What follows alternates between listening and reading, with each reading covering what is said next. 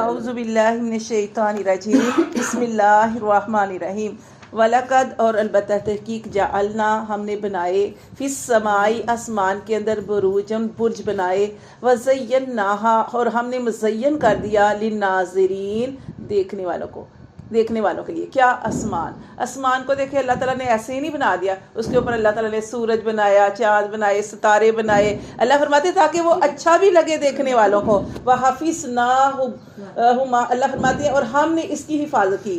وَحَفِظْنَاهَا اور ہم نے اس کی حفاظت کی. کس کی؟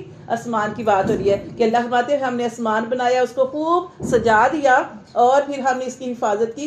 من کل شیطان الرجیم ہر شیطان مردود سے. کہ جیسے آپ جانتے ہیں کہ نبی پاک صلی اللہ علیہ وسلم کی بعثت سے پہلے، نبوت سے پہلے شیطان جو تھے اوپر چلے جایا کرتے تھے، اوپر کی باتیں سن لیا کرتے تھے. لیکن اللہ فرماتے ہیں کہ جیسے ہی نبی کو اللہ تبارک و تعالیٰ نے مبعوث فرمایا تو تب ان کے اوپر سختی کر دی گئی کہ اب کوئی بھی اوپر کی باتیں نہیں سن سکتا. یہاں پہ وہی بیان ہے کہ وَحَفِظْنَاهَا کہ ہم نے حفاظت کی اس کی من کل شیطان الرجیم ہر شیطان مردود سے. الا مگر من استرق السمع مگر جو چوری سے سن لے. کیا سن لے؟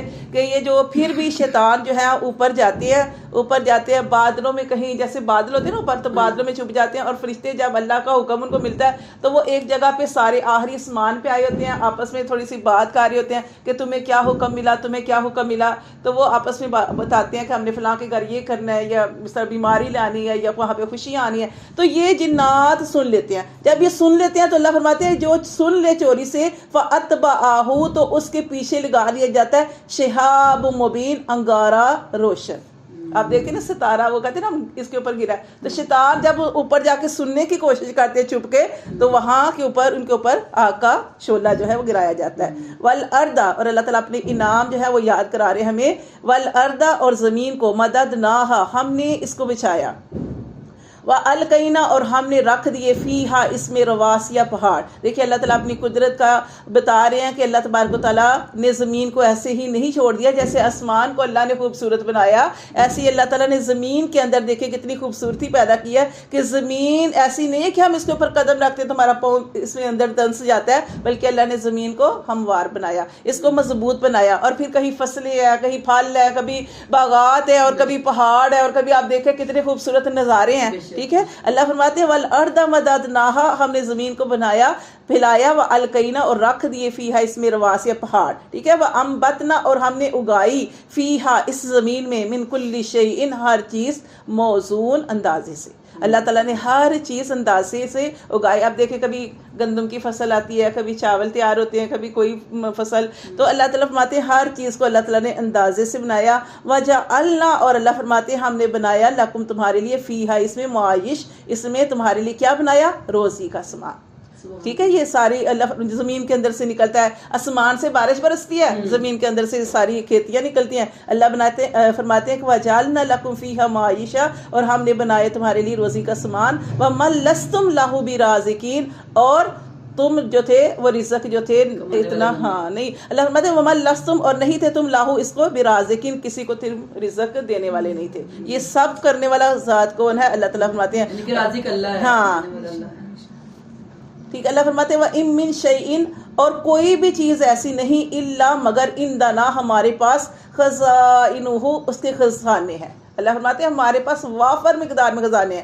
حدیث میں آتا ہے نبی پاک صلی اللہ علیہ وسلم کی حدیث کا ہوں میں کہ جب سے یہ دنیا پیدا ہوئی ہے اور قیامت تک ایسے ہی اللہ تبارک و تعالیٰ دیتے رہیں گے اور اللہ کے خزانوں میں کسی قسم کی کمی نہیں آئے گی. اس لیے جیسے اولاد نہیں اللہ سے مانگے تو کون سا وقت؟ تہجد کے وقت میں اٹھیں. آپ چاہتے ہیں آپ کی اولاد ہو.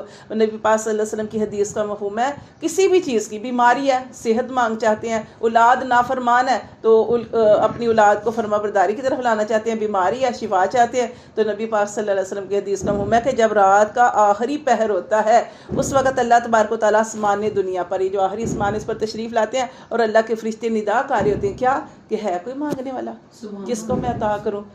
یعنی جو کچھ بھی بیماری سے شفا چاہتے ہیں، پریشانیوں سے بچنا چاہتے ہیں، کوئی بھی آپ کا مسئلہ ہے تو اس ٹائم فرشتے پکار ہوتے ہیں اور اللہ کی رحمت جوش میں ہوتی ہے اس وقت اللہ تعالیٰ سے. اور وہ وقت ایسے ہوتا ہے کہ ریا سے پاک.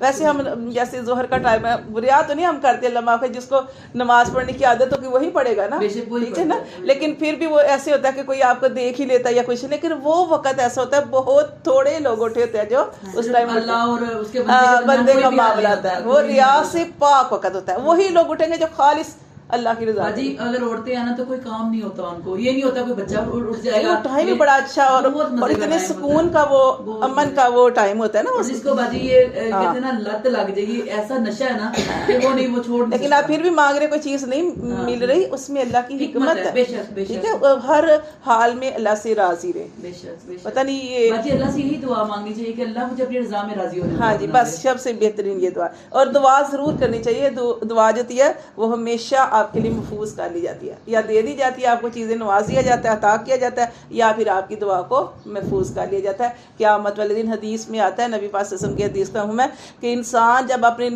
نامہ مال کو دیکھے گا اور پھر جب اپنے اجر کو دیکھے گا کہ اللہ نے اس کو نامہ مال کے حساب، یعنی جو نامہ مال تھا اس سے بہت بڑھ کے دیا، اتنا بے حساب ہوگا، وہ کہے گا اللہ اتنا تو میری نیکیاں بنتی نہیں تھی، اتنا مجھے تو نے عطا فرمایا۔ اللہ فرماتے ہیں کہ یہ تمہیں پہاڑوں جیسی نیکی نظر آ رہی ہے نا، پہاڑ ہے تمہاری نیکیوں کے، یہ اس وجہ سے ہے کہ جو تم دنیا میں دعا کرتے رہے اور تمہاری دعا قبول نہیں ہوئی، وہ اس لیے یہ اس کا اجر ہے، تو اس لیے دعا جو ہے وہ ضرور قبول ہوتی ہے۔ تو یہاں پہ اللہ فرماتے ہیں وَإِن مِّن شَيْءٍ، اور نہیں ہے کوئی بھی چیز الا مگر عندنا، ہمارے پاس ہے، خزائنہ، اس کے خزانے ہیں، وَمَا نُنَزِّلُهُ إِلَّا بِقَدَرٍ مَّعْلُومٍ، اور ہم ان کو نہیں اتارتے مگر ایک معلوم اندازے سے۔ اب دیکھیں مثال کے طور پہ بارش کی بات لے لیں، اگر اللہ ہر دن بارش کریں ٹھیک ہے تو کیا حال ہو جائے دنیا کا، ٹھیک ہے، وہ حدیث میں بھی آتا ہے کہ ایک دفعہ نبی پاک صلی اللہ علیہ وسلم جو تھے نا ممبر پہ تھے، تو ایک آدمی آیا، بدو تھا دیہاتی، وہ آپ سے آ کے کہنے لگا کہ اللہ کے رسول دعا کریں، ہم لوگ مار رہے ہیں، قحط سالی ہو گئی ہے، بارش ہو نہیں رہی، دعا کریں کہ بارش ہو جائے۔ تو آپ صلی اللہ علیہ وسلم کہتے اس وقت کچھ بھی نہیں تھا، دھوپ تھی، کوئی اس طرح کا کوئی حساب کتاب بھی نہیں تھا کہ بارش ہوگی، تو آپ صلی اللہ علیہ وسلم نے ایسے ہاتھ اٹھائے اور اللہ تعالیٰ سے دعا کی، کہتے بادل آ گئے اور بارش برسنی ہو گئی، شروع ہو گئی۔ اب ایک ہفتہ بارش ہی برستی رہی، وہ ایک ہفتے بعد وہی آدمی دوبارہ آیا اور پھر اسی طرح محفل لگی ہوئی تھی، آپ ممبر پہ تھے، تو اس نے کہا اللہ کے رسول ہم تو ہلاک ہو گئے، تباہ ہو گئے، برباد ہو گئے، ہر جگہ پانی پانی ہے، تو اللہ کے رسول دعا کریے بارش بند ہو جائے۔ تو آپ نے پھر دعا کی، تو مطلب یہ کہ اللہ کو پتہ ہے، اللہ فرماتے ہیں یہاں پہ کہ ہم نہیں نازل کرتے کوئی بھی چیز مگر الا بقدر معلوم، ایک اندازے سے، اللہ کو پتہ ہے کہ کتنا کسی کو عطا کرنا ہے، یہ بارش جو ہے اس کو کتنا عطا۔ اسی طرح دیکھیں نا ایک موسم آتا ہے کہتے ہیں اس میں بارشیں ہوگی، کیونکہ اللہ تعالیٰ کو پتہ ہے کہ آپ فصلیں ہونی ہیں، اور اگر نہیں بارشیں ہوتی تو وہ عذاب ہوتا ہے کہ ہم اللہ کی طرف رجوع کریں، توبہ استغفار کریں، تو کیونکہ بارش نہ ہو تو وہ بھی قحط سالی ہو جاتی ہے، بیماریاں جی۔ وَأَرْسَلْنَا الرِّيَاحَ، اللہ فرماتے ہیں اور ہم نے بھیجی ہوائیں، لَوَاقِعَ، تو وہ ہوائیں جو ہیں وہ رس بری، وہ بادلوں کو اٹھاتی ہیں نا، بادلوں کے اندر جو، تو اللہ فرماتے ہیں وہ ہوائیں ہم نے بھیجی تاکہ وہ رس بری ہوائیں واقع ہوں، فَأَنزَلْنَا، پھر ہم نے نازل کیا، مِنَ السَّمَاءِ، آسمان سے، مَاءً پانی، فَأَسْقَيْنَاكُمُوهُ، پھر ہم نے تمہیں پینے کو دیا۔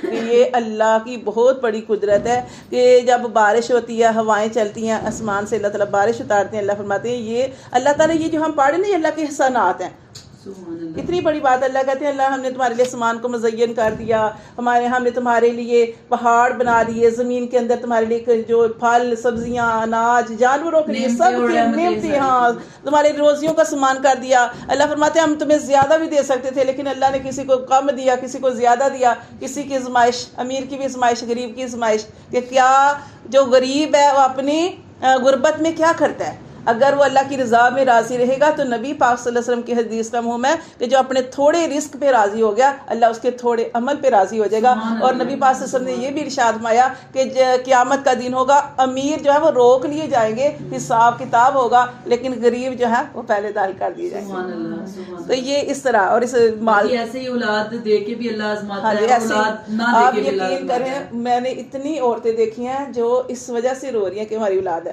کہتے ہیں اولاد نہ ہونا ایک دکھ ہے، لیکن کہتے ہیں اولاد ہے اور اتنا تنگ کر رہے ہیں بچے، اور ہم کہتے ہیں کہ یہ بھی پریشانی، وہ بھی پریشانی، وہ بھی پریشانی۔ اس لیے نا اللہ کی رضا میں راضی رہیں، اللہ تعالیٰ سے مانگے تو اللہ سے نیک، ساتھ یہ لفظ ضرور کریں اللہ نیک اور صالح اولاد عطا فرما، زندگی تندرستی والی۔